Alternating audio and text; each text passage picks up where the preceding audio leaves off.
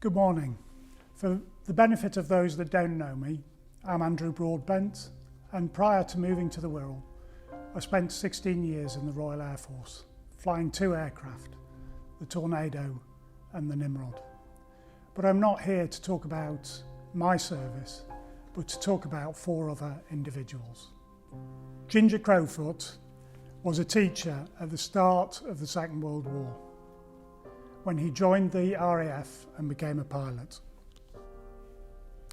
On the 15th of October 1942, he and the other 6 people in his crew were flying their Lancaster towards a target in the German city of Cologne. The Lancaster was the most effective British bomber of the war. It wasn't like flying as it is today, with no heating or pressurisation. It was cold and very uncomfortable. It would also have been particularly frightening for the crews as they were under threat of attack from anti-aircraft guns from the ground and fighter aircraft.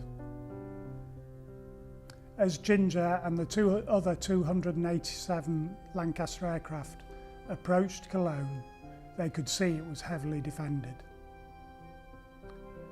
They dropped their bombs and turned to return home, and just as they did so, they were hit by anti-aircraft fire. Ginger advised the crew to bail out while he attempted to control the stricken Lancaster aircraft. 4 of his crew managed to bail out and landed safely. Ginger and 2 other of the crew died in the aircraft.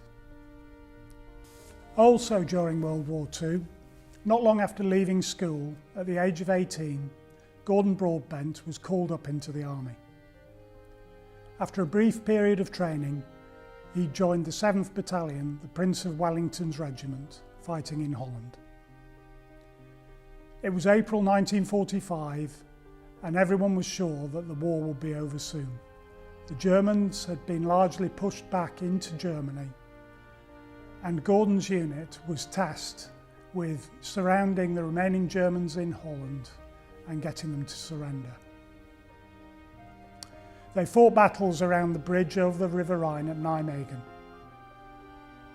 And while Gordon was helping out at a field hospital behind enemy lines, it was targeted by a lone German fighter.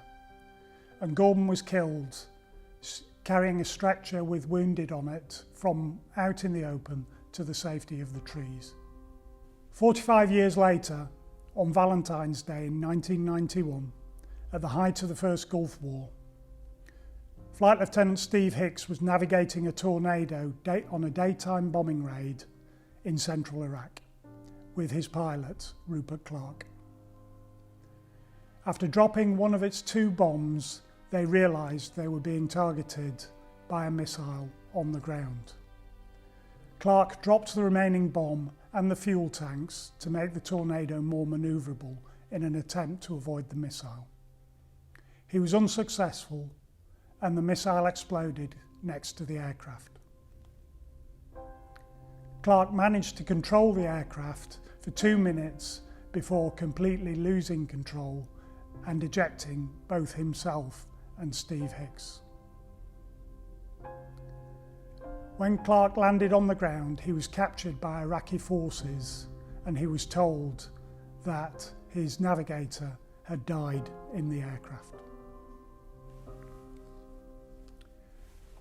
By 2006, the Nimrod aircraft that I spoke about earlier had been re-rolled and was now helping fight Taliban fighters in Afghanistan in a role for NATO.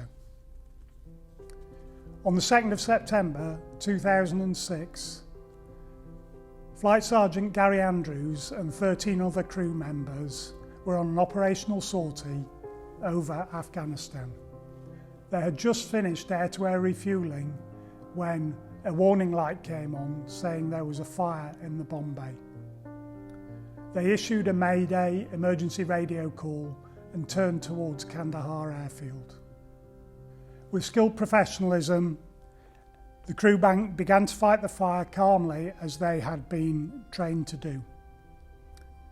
As the aircraft approached the airfield at about 3,000 feet, eyewitnesses saw it explode in a fireball. Debris was scattered over a wide area. All 14 on board were killed. The reason I have told you about these 4 people today is that Ginger was my wife's grandfather. Gordon was my uncle. Steve was a neighbour, and Gary was a very good friend. So for me, as for many others, the Act of Remembrance is not an annual ritual about people and conflicts long ago, but about the sacrifice of people we knew and a recognition of the impact their sacrifice had on their friends and family. Extraordinary circumstances made heroes of these ordinary people.